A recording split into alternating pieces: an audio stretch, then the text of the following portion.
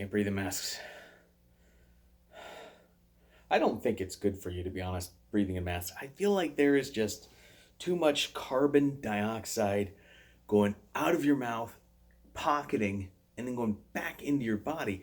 We're not supposed to be breathing carbon dioxide. We're supposed to be breathing an oxygenated nitrogen mix. And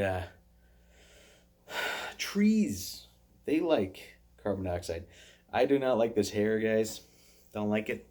I don't like wearing masks.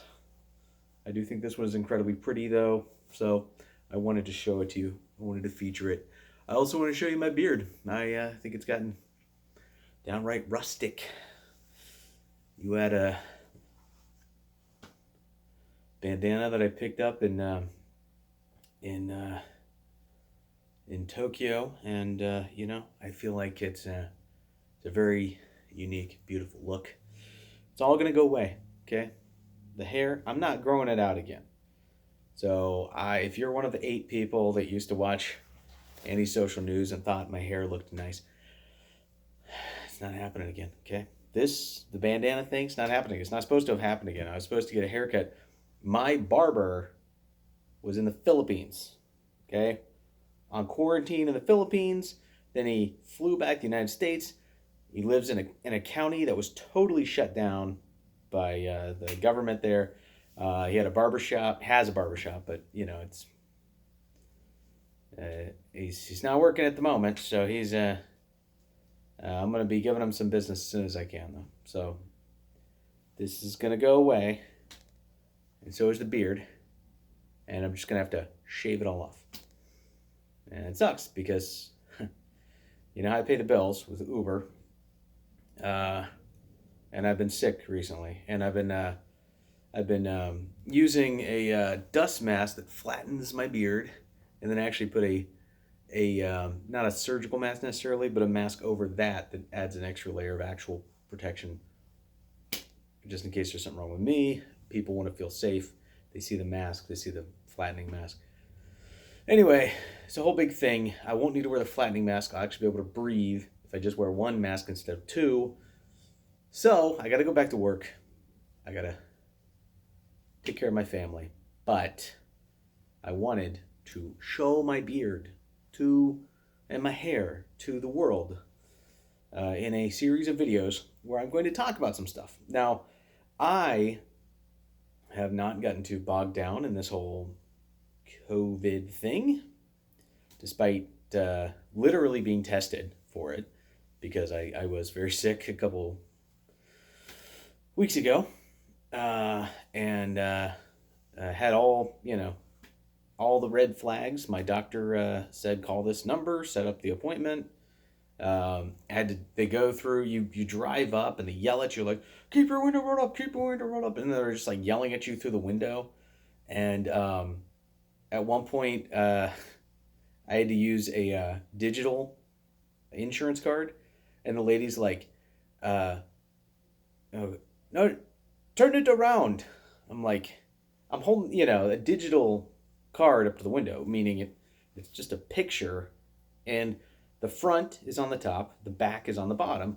I'm holding it up to the window, and the lady goes, okay, no, turn it around for me. And I'm thinking like, the smart ass in me just wanted to flip the phone around and slap the back of the OtterBox up against the window, but I didn't. I just was like, this is the front, this is the back, okay? And she's like, she still didn't get it. I'd explain it again. But yeah, I mean, it was this, whole thing of them yelling at you through the window, and they can't hear you very well because I have a very nice vehicle that I have a 5-star Uber premium ride, okay? It is a comfort level vehicle, okay? Possibly black. I haven't gotten into the black situation yet with Uber. Anyway, very nice vehicle. Sound does not escape or come into it very well, so they had to be extra loud to talk to me through my window. And yeah, you do. You feel like an alien. You feel like an alien coming out of Area 51 after some weeb rescues you. And that's such a dated, dead meme reference. I'm sorry.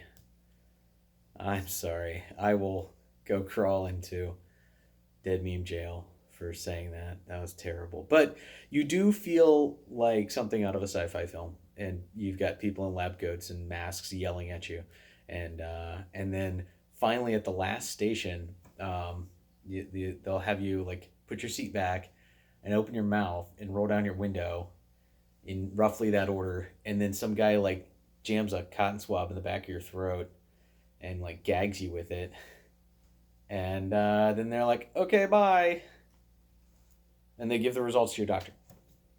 And then a few days later, your doctor calls you and tells you you have it or don't. And I didn't. I just had all the symptoms, but it was just one of the other things that people have. Something not that contagious, but still very contagious. I have a high risk person living in my bed, and so I was heavily encouraged to quarantine away from her, which has been a hard time. And I finally got to see her again today. And I got back to work today. But I realized that I can't go back to work without trimming this fakak the beard and hair. So I have a couple hours before Shabbat. And I thought I could do a few videos, say goodbye to the beard, let you in on some of my insights on what's going on, and really, really, really, I really want to tell people about Worldometer. Worldometer has been really special for me as somebody who really likes numbers, the body count report. I really like to just show me the numbers, because a lot of people say that's dehumanizing. That's dehumanizing. No, I see the numbers as people. I see those numbers and I can sort of map out the human effect, because I feel like that, for me, it shows the effect to the zeitgeist as opposed to trying to imperfectly empathize with just one person. You can instead see an overall picture. And I think that's very clear. When you see Worldometer, it's like looking at that, It's like simplifying everything to code. Yeah, Worldometer is awesome. So you can see how many people have the coronavirus, how many cases of the coronavirus have ever existed. This current one, the novel one that we're dealing with now, COVID-19, the Wuhan coronavirus. That coronavirus, how many have ever happened, how many people have recovered, and how many people have died. And then you can see where, when, how many are still going on, how many are in critical condition. You can just, boom, see these numbers. And yeah, it just cuts through so much bull crap that's out there. Sorry, trying to censor myself on YouTube here. But you just cut through so much BS. And it's just great. So instead of watching the news, maybe check Worldometer and see what's going on there. Another thing that I've really enjoyed is the White House briefings. I think it's great.